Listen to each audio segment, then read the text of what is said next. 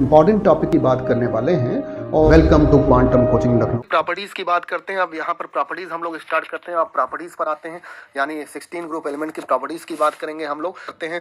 सबसे पहले हम लोग रिएक्टिविटी विथ हाइड्रोजन से देखते हैं, यानी बताइए यहाँ पर बात करेंगे रिएक्टिविटी विथ हाइड्रोजन। तो फॉर्मेशन ऑफ हाइड्राइड की बात करेंगे। तो हाइड्राइड की तो कहेंगे the order of thermal stability, dipole moment, bond energy, bond angle, याद रखिएगा decreases from H2O to H2Te। इसका पूरा मामला इलेक्ट्रोनेगेटिविटी से होता है और ये लगातार बताइएगा।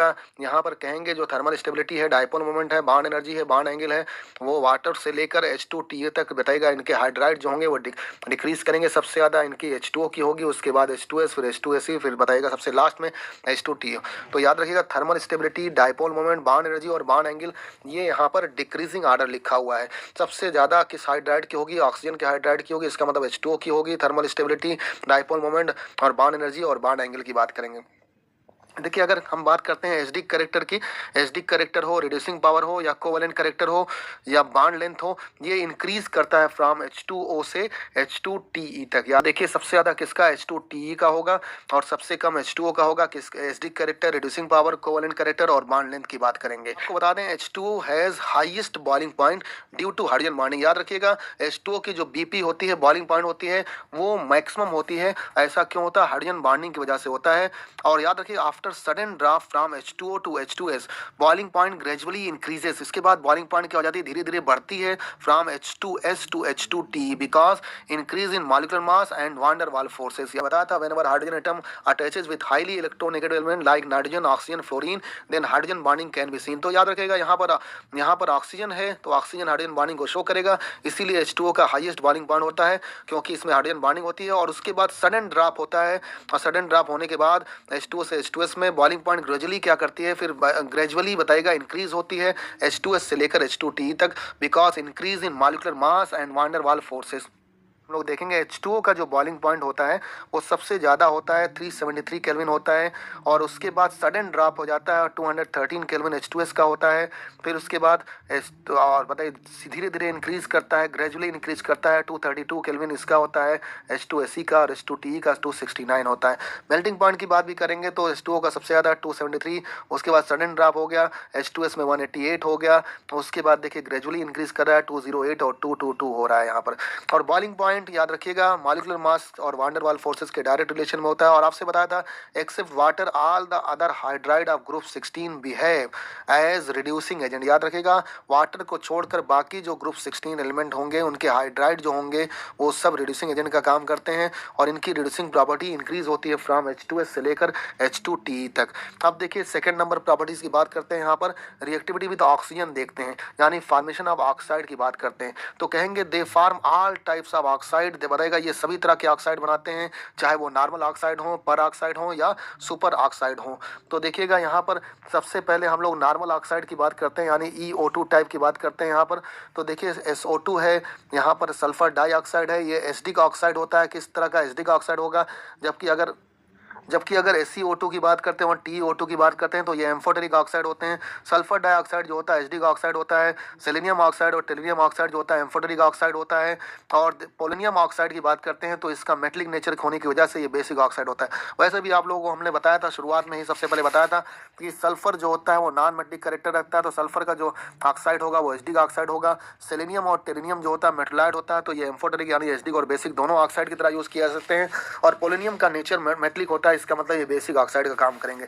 इस ई की जगह पर हम लोग सल्फर, सेलेनियम, टेलुरियम या पोलोनियम को रख सकते हैं। हम लोगों ने यहाँ पर रखा और आपको दिखाया है। देखिए ozone and SO2 are gases. याद रखिए ओजोन और सल्फर डाइऑक्साइड आर गैस होते हैं वाइल SiO2 इज सॉलिड। याद रखिए SiO2 क्या होता है? यहाँ पर सॉलिड होता है। सेलेनियम ऑक्साइड क्या होगा? सॉलिड होगा।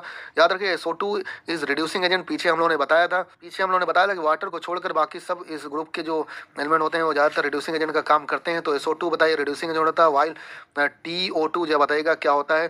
तो पीछे हम लोगों ने ये बताया था हाइड्राइड में ज़्यादातर उनके रिड्यूसिंग एजेंट होते हैं, खाली वाटर को छोड़कर बाकी सब रिड्यूसिंग एजेंट होते हैं।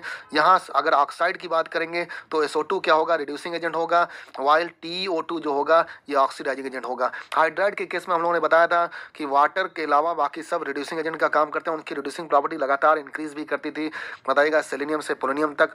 Beside dioxides it form trioxide यानी EO2 टाइप हम लोगों ने देखा। अब EO3 टाइप में यहाँ पर देखिएगा SO3 बनता है। SO3 is gas, they exist in solid state in polymeric form.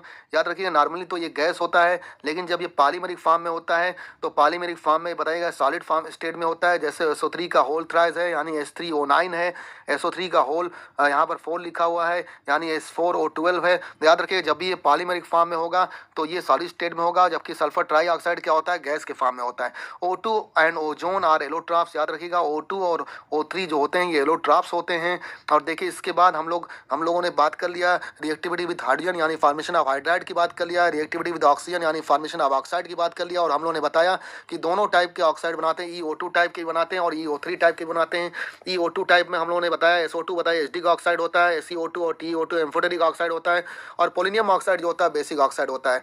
और बताया हम लोगों ने EO3 टाइप में SO3 जब गैस होता है, जबकि पॉलीमेरिक फॉर्म में ये बताइए सॉलिड स्टेट में एग्जिस्ट करता है। अब हम लोग थर्ड नंबर पर बात करते हैं रिएक्टिविटी विद हाइड्रोजन से यानी फॉर्मेशन ऑफ हाइलाइड की बात करते हैं। तो चलिए फॉर्मेशन ऑफ हाइलाइड की बात करते हैं।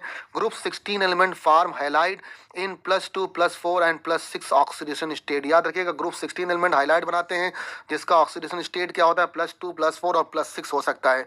देखिए the stability of halide decreases in the order. कैसे डिक्रीज करती है, सबसे ज़्यादा F- में, उसके बाद Cl-, फिर Br-, फिर I-। तो याद रखिएगा the stability of halide decreases in the order. ये आपको यहाँ पर ऑर्डर दिया हुआ है, ये इसका डिक्रीजिंग ऑर्डर दिया हुआ है, सबसे ज़्यादा F- में, सबसे कम I- में होगा। और देखिए इसके बाद आपको बता दें fluorine is more electronegative than oxygen. Next to fluorine oxygen का नंबर आता है, इसीलिए कहते हैं fluorine is more electronegative than oxygen. Fluorine जरा बताइएगा, fluorine is more electronegative than oxygen, so OF2 is called oxygen difluoride. इसीलिए जरा बताइएगा OF2 को बताइएगा ऑक्सीजन डाइफ्लोराइड करते हैं, इनको ऑक्साइड नहीं कहते हैं, इनको ऑक्सीजन डाइफ्लोराइड कहेंगे। याद रखिएगा as oxygen is more electronegative than chlorine, bromine and iodine, their compound with oxygen are called oxides. याद रखिएगा फ्लोरीन की इलेक्ट्रोनेगेटिविटी ऑक्सीजन से ज़्यादा होती है, इसीलिए OF2 को ऑक्सीजन डाइफ्लोराइड कहते हैं। जबकि बताइएगा क्लोरीन, ब्रोमीन और आयोडीन की इलेक्ट्रोनेगेटिविटी ऑक्सीजन से कम होती है, इसीलिए इनके कंपाउंड को ऑक्सीजन के साथ क्या कहते हैं, ऑक्साइड कहते हैं। देखिए आगे बात करते हैं hexafluoride are only stable halide which are gaseous and have sp3d2 hybridization and octahedral structure। याद रखिएगा इसका स्ट्रक्चर कैसा होता है, ऑक्टाहेड्रल होता है। हेक्साफ्लोराइड जो होगा यानी जैसे SF6 बनता है, तो याद रखिएगा ये ऑक्टाहेड्रल स्ट्रक्चर रखता है। और कौन सा हाइब्रिडाइजेशन, sp3d2 हाइब्रिडाइजेशन होगा। याद रखिएगा इसमें कितने हाइब्रिडाइज ऑर्बिटल होंगे, इसमें बताइए 6 हाइब्रिडाइज ऑर्बिटल होंगे। तो hexafluoride are only stable halide which are gaseous, जो बताइए गैसियस होता है, गैसियस फॉर्म में होता है, and have sp3d2 hybridization and octahedral structure. SF4 is a gas. याद रखिए SF4 भी गैस है। SC4 क्या होती है, लिक्विड होती है। TF4 बताइएगा सॉलिड होगा। और बताइएगा इसका हाइब्रिडेशन क्या होगा, sp3d होगा। जबकि SF6 में हम लोगों ने देखा था sp3d2 होता है, लेकिन SF4 बताइए गैसेस फॉर्म में, SC4 लिक्विड फॉर्म में, TF4 बताइएगा सॉलिड फॉर्म में। और इन सब के हाइब्रिडेशन sp3d होंगे। इसका मतलब यहाँ पर 5 हाइब्रिडाइज ऑर्बिटल होंगे। और इसका जो शेप होता है ये सीसॉ शेप का होता है। याद रखिए सीसॉ शेप का होगा और सीसॉ स्ट्रक्चर रखता है due to presence of lone pair of electron in equatorial position. याद रखिएगा SF4 गैसियस फॉर्म में होता है, SCF4 लिक्विड फॉर्म में होता है और TF4 बताइए सॉलिड फॉर्म में होता है विथ sp3 हाइब्रिडाइजेशन एंड है सीसॉ स्ट्रक्चर। कैसा स्ट्रक्चर होता है, सीसॉ स्ट्रक्चर होता है। सीसॉ आप लोगों ने देखा होगा, उसी तरह का कुछ स्ट्रक्चर होता है। और इसमें एक लोन पेयर होते हैं और बताइएगा यहाँ पर 5 बॉन्ड पेयर होते हैं। देखिए जनरल अगर हम लोग बात करते हैं तो इसका स्ट्रक्चर होना चाहिए था ट्राइगोनल बाइपिरामिडल, लेकिन ट्राइगोनल बाइपिरामिडल ना होकर ये एक लोन पेयर की वजह से ये ट्राइगोनल पिरामिडल हो गया, यानी सीसॉ शेप्ड का हो गया। तो देखिए SF4 गैसेस फॉर्म में, SCF4 लिक्विड फॉर्म में, TF4 बताएगा ये सॉलिड फॉर्म में है और ये sp3d हाइब्रिडेशन को रखता है, सीसॉ स्ट्रक्चर होता है। और ऐसा क्यों होगा, ड्यू टू प्रेजेंस ऑफ बताइए loan pair of electron in equatorial position.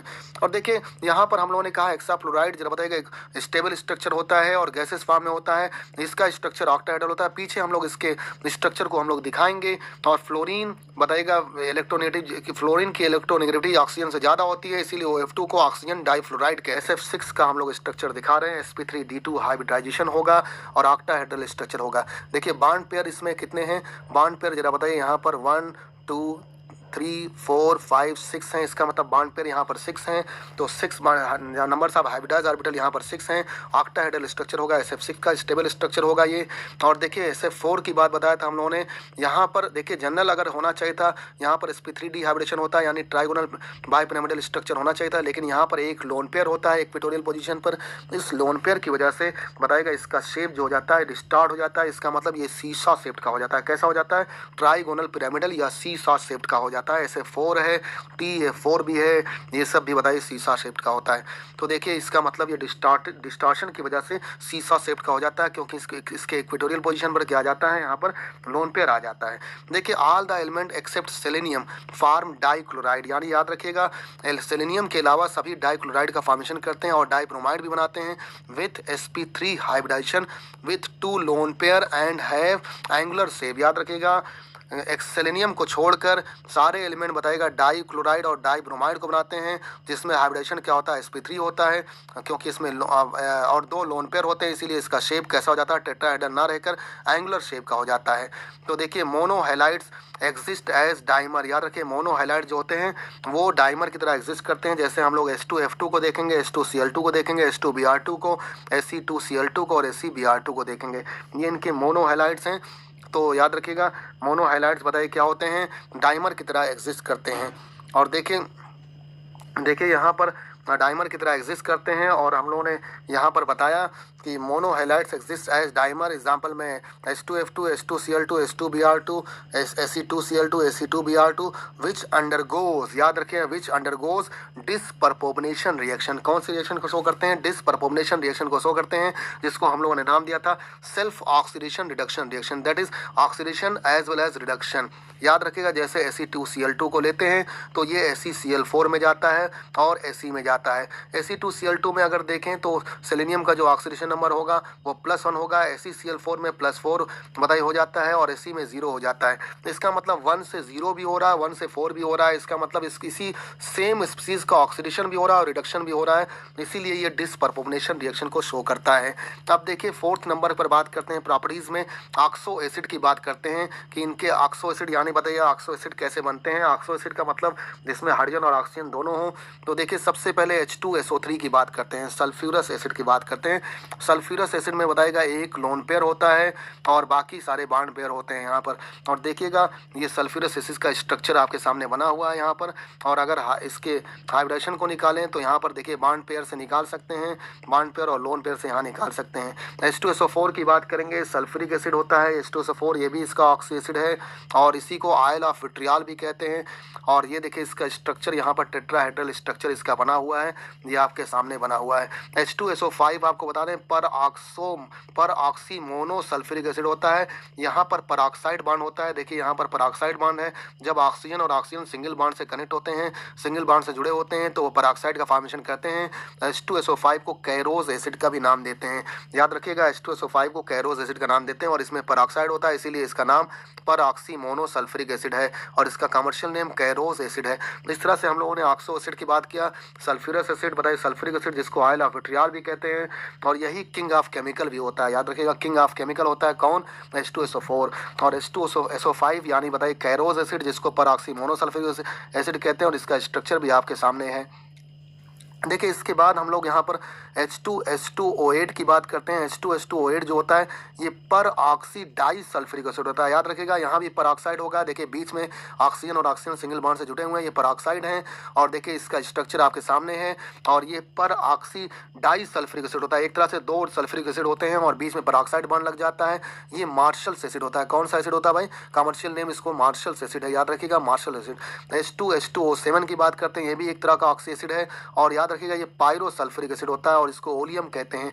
याद रखिएगा यहाँ बीच में दोनों सेंटरडम के बीच में एक ऑक्सीजन एटम आ जाता है, जो एक्सेस ऑक्सीजन है वो दोनों सेंटरडम के बीच में आता है और ये इसका स्ट्रक्चर है आपके सामने, यहाँ पर देख लीजिए।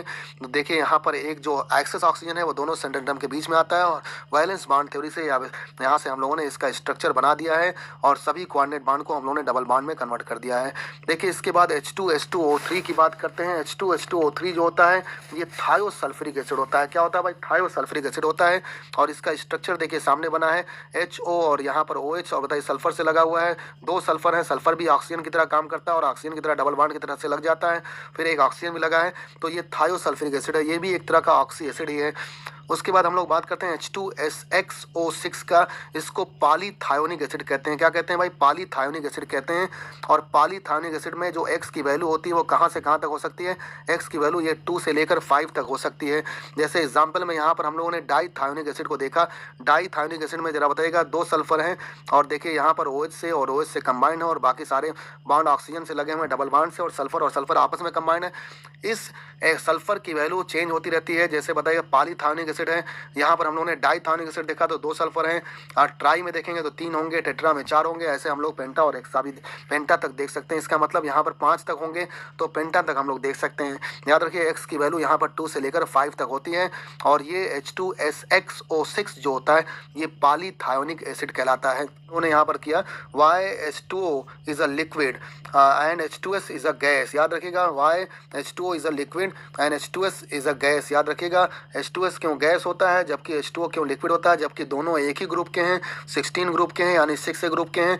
एक लिक्विड के फॉर्म में होता है और एक गैस के फॉर्म में। देखिए सबसे बड़ी इंपॉर्टेंट बात, क्योंकि H2O में हाइड्रोजन बॉन्डिंग होती है तो कहेंगे because of small size and high electronegativity of oxygen molecule of water are highly associated through hydrogen bonding resulting in its liquid state. याद रखिएगा वाटर में बताइए हाइड्रोजन बॉन्डिंग होती है क्योंकि ऑक्सीजन का जो साइज होता है बहुत छोटा होता है और इसकी इलेक्ट्रोनेगेटिविटी भी ज़्यादा होती है, तो मॉलिक्यूल जो वाटर का होगा वो एसोसिएट होगा बताइए हाइड्रोजन बॉन्डिंग से। इस हाइड्रोजन बॉन्डिंग की वजह से H2O जो होता है नॉर्मल टेम्परेचर पर क्या होता है? लिक्विड के फॉर्म में होता है, जबकि H2S क्या होता है? गैस के फॉर्म में होता है।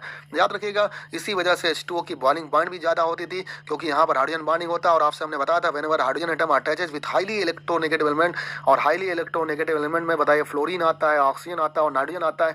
इनसे अगर अटैच होता है तो हाइड्रोजन बॉन्डिंग होती है और हाइड्रोजन बॉन्डिंग की वजह से H2O बताइए लिक्विड के फॉर्म में होता है और H2S किस फॉर्म में होता है? गैस के फॉर्म में होता है।